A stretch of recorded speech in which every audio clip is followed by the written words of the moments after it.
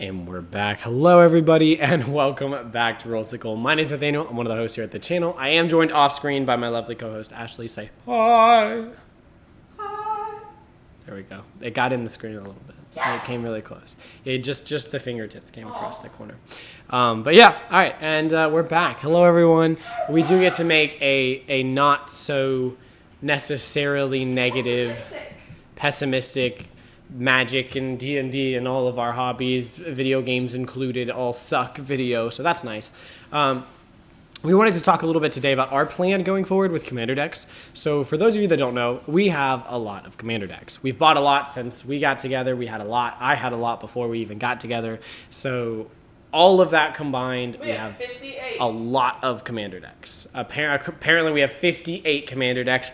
In counting, because we still want to buy precons, right? So when the Lorwyn Eclipse ones come out, we'll have 60. When the, let's see what else comes out. I mean, now we know about Teenage Mutant Ninja Turtles. Video coming on that, talking about pessimistic stuff. Whoop, whoop. But anyways, over time, we're going to end up collecting more precons. There's going to be things we want. You know, if the Strixhaven ones have good precons, we'll probably pick those up. Reality Fracture is something that Ashley was really excited for.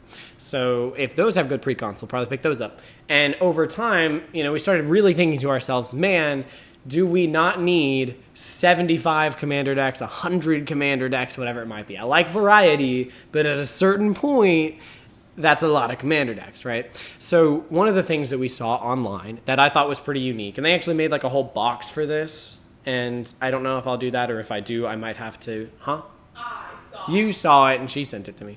But anyways, if I do, I might wrap my dad into this and help me build something, because he's a better builder than I am. But anyways, so we saw this thing online, or she saw this thing online, and it was somebody that had they had made a box that had the ability to flip for the different colors, and they had one deck in every single combination of colors. So they had one of every monocolor. They had all 10 of the dual colors. They had all 10 of the tricolors. They had all 5 of the 4 colors. They had a WUBRG deck, and they had a colorless deck for a total of 32. And then they had like different chips that could flip for colorless or colored, and that would tell you exactly which deck you were going to play if it was completely random, which I think is a good and a bad thing. I do think you have to have like different power level decks more than likely. So, you know, sometimes you might just have to specifically choose, but that's totally fair. Like if I'm really feeling the Naya deck, then I'll play the Naya deck, right? But I thought this was a really unique way to say, hey, I want to collect commanders. I want to build commanders. I want to buy precons. I want to experience them for a little bit. But after I've experienced the precons, I think I need to decide whether that's a commander, or we need to decide whether that's a commander that we want to slot into our 32-ish deck combination. So I realize I didn't ask you guys to like, comment, and subscribe, so I'm going to do that now. If you guys want to like, comment, subscribe, and that's greatly appreciated. Do it down below. But back to what I was saying. So I thought this was a really good idea. Like, I'm very excited for this because it helps with the problem I have, which is the collecting side of things. I just want to keep collecting all these commander decks because I think that they're really cool. I like the different commanders. I like that every deck plays at least a little bit differently. Even if it's another treasure themed deck, it still plays a little bit differently. Even if it's another tokens themed deck, like token creatures, it still plays a little bit differently. But when you start getting into the upgrade paths for those decks, they end up looking very familiar. And ultimately, there's probably better commanders or worse commanders that you could build within them. And it also just limits the uniqueness of the builds. If I'm just building, or if I'm just buying everything or bringing all of the decks in, I'm more likely to continue playing the colors I'm very comfortable with, which is kind of in the Sultai-y combination. Really every color except red. I really like playing every color except red.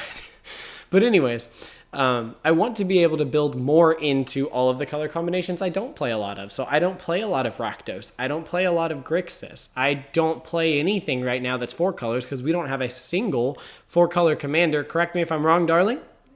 No, we don't. Okay, so that's what I thought. And we don't have a single monocolor commander, so it's going to be really interesting to build those ideas. And when we were coming up with this idea, or when we were building off of this idea because we thought that it was so good, we really thought that this would be a nice way to challenge ourselves to really pick what commander in each theme we want to build. I'll give you an example. Ashley and myself, but Ashley more than myself, loves Bant.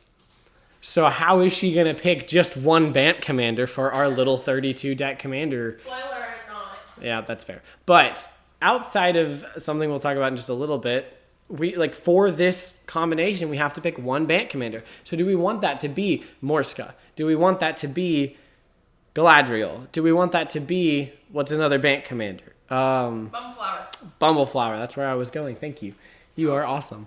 But yeah, so do we want it to be which one of those? Do we want a group hug deck? Do we want a token play creatures, kind of go wide deck in the elf strategy? Do we want a token clue draw card deck in Morska? Those are all Bant, but they actually play differently. So I like that you have to kind of pick and choose. And if you are growing tired of it, maybe you shift into something else. You know, my brain goes straight to the Deep Clue deck. Morska comes with, I don't remember the name of the card right now, but the alternate commander, which is not good in a Morska deck. It's really not good, but is a really... Sophia, Dog and Detective. There you go.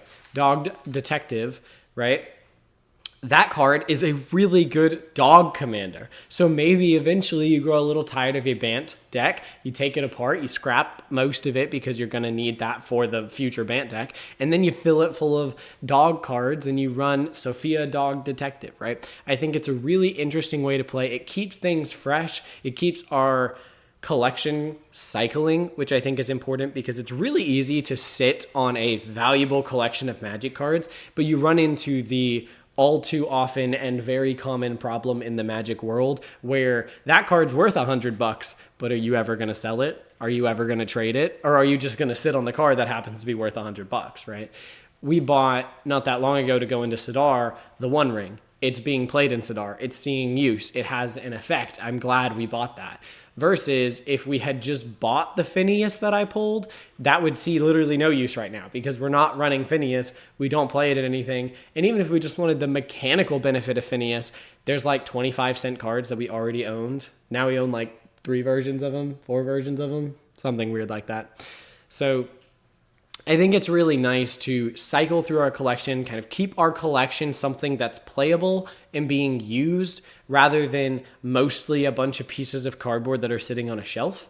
And I think this is a really cool way to do that because when you do want to build another commander, you're not just stocking away an old deck that probably won't see the light of day really ever because we only can get it to the table so often. But on top of that, you're having to really consider what deck do I want my mono green deck to be? I want that to be Bristly build. That seems really exciting. Okay, but if I want to build an Azusa deck, or if I want to build... I do not know another mono green commander now that I'm thinking of it. Oh, there's a spider. Okay, cool. A mono green spider commander, right? That's great, but now I have to trade out that spot. So that brings us to our final little add-on to this. So we have a few caveats because we want to keep you guys updated on what we're doing here. It's kind of like the backlogged for video games. If you guys have seen that video, is our backlogged up to date? That is a face that says no. So I'm going to say our backlogged, huh? Okay, after this video gets posted, by the time this video gets posted, our backlogged will be updated because if she doesn't get to it, that's fine. I will get to it and I will update the backlogged. Remind me to do so if you don't find time to do so. Or if you don't want to. But anyways, by the time you guys see this, backlogged will be updated. So similar to that, we might give you guys updates down the line or we might talk about it in videos how we're like, oh, we subbed this in. And we wanted to communicate to you guys like what it is that we're doing. So that's what we're doing. We're going to be taking apart the Commander precons. What we're doing right now is we're actually playing through something called the Commander bracket that we made, which is basically all of our precons pitted against each other.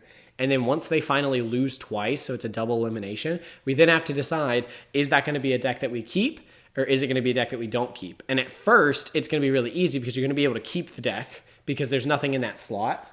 So like the first Bant deck to lose is going to be kept because there's no Bant deck in that slot.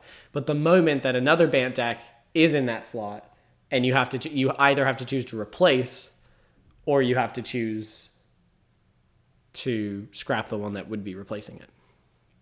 I keep looking over at her and she's not engaging with me, but I'm trying. I'm sorry, I'm like, it's been cool. I'm able to go do this week. Oh, okay. But anyways, so I think that's a really unique idea. On top of that, there are a few things that we're doing that kind of that are a bit of a catch. We do want to keep together all 5 of the starter commander decks because we do think those are a nice, fun pre-con way of...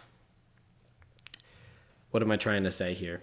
I feel like that the starter commander decks are a fun introductory. They're still very powerful than compared to like other constructed formats. So it's like other low power constructed formats that you might want to teach somebody on, think like a welcome deck or a starter deck. But it is really the best way to introduce somebody to Commander because they're very simple, synergistic Commander decks that they can kind of understand how the synergy works pretty much out the get-go. And we like all 5 of them pretty much, although I'm not the biggest fan of the Chaos one. That one just kind of does weird things. But anyways, we're planning to keep all 5 of those together. And because Ashley has now seen the glory that is the Lord of the Rings movies, she is now in agreement that we should keep the 4 Lord of the Rings decks as a nice thematic. We can play Magic in Middle-earth whenever we want to, and it doesn't have to eat into our 32 commander decks, right? Because that would be, what would that be? It would be a Simic. It would be an Abzan, is the Mordor one Grixis? Red, blue, and black? I think so. I think the Mordor one is red, blue, and black. Red and blue, red and black. No, it's got blue because it's got the Saruman with the spellcasting stuff. You're right. And then, what's the other one? I did Food and Fellowship, I did Elves, Eowyn, which is Jeskai. Yeah. Writers of Rohan. But yeah, so anyways, that is something that we're also going to set aside. So we're going to have the starter decks. We're going to have the Lord of the Rings decks. We're going to have 32 decks of our choosing, one of each of the things. And then on top of that, just because we might have some special places in our hearts for certain decks or themes or structures, we're going to allow each of us to have 3 wildcard decks, which just means it doesn't have to be part of the 32. It doesn't have to be set aside as like, maybe there'll be things in the future that we choose to set aside if there happens to be like another set of 4 commander precons that are some IP that we both really love. I mean, I can imagine if there were like Spider-Man ones, I would have advocated for that, but they weren't. So boo. Now if I build a Spider-Man one, it's just going to have to be one of my wild cards, which is fine. But yeah, that's kind of what we're thinking, because then I can have Ur-Dragon and Cosmic Spider at the same time. I don't have to choose between them, but you only get those 3 options. And we want to limit ourselves because otherwise we would just keep every deck. And none of the decks would, well, not none of the decks, but a lot of the decks wouldn't see play. And the issue there is that then we would go and buy cards that are in those decks that we could have used to build these other decks. And instead we would just buy the cards to build the other decks rather than take them out of the decks that are just sitting on the shelf. So very excited for that. I think it's going to be a lot of fun. I think it's going to keep things new and interesting. And yeah, we want to know what you guys think of our idea down in the comments below. Again, a shout out to whoever it was that made that idea. It's obviously not ours, but we are going to be kind of rolling with it. I think it's really neat. And I do want to say, if you have any suggestions, we would love to hear them down below. We have a lot of options in the 2 and 3 color commanders because that's what basically every precon known to man pretty much is printed in, save a few 5 color or no color decks. But there's almost nothing that we have, or literally nothing that we have, to my knowledge, that is monocolored and 4-colored. So if you have any great suggestions for those 10 different archetypes, leave them down in the comments below. If you have any suggestions for the other ones, leave them down in the comments below as well. We'd love to know what your favorite commander decks are. It is going to be interesting because it's going to give us something that we can always be kind of working towards upgrading and building, because it's going to have decks in every strategy, pretty much, or every archetype.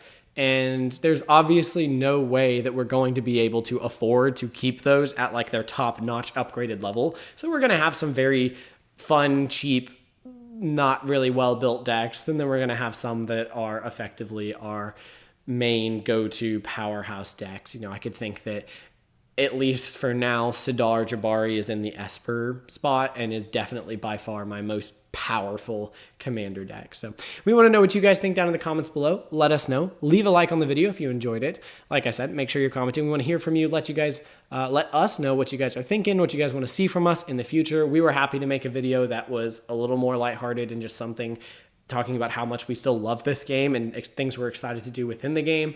And if you haven't joined the Rollsicle family, we'd love for you to subscribe. We're at 205 at the time of recording this video, but we might be at more by the time you see it. And if we aren't, we could be at more by the time you finish it, because you could hit that subscribe button, and we would love for you to do so.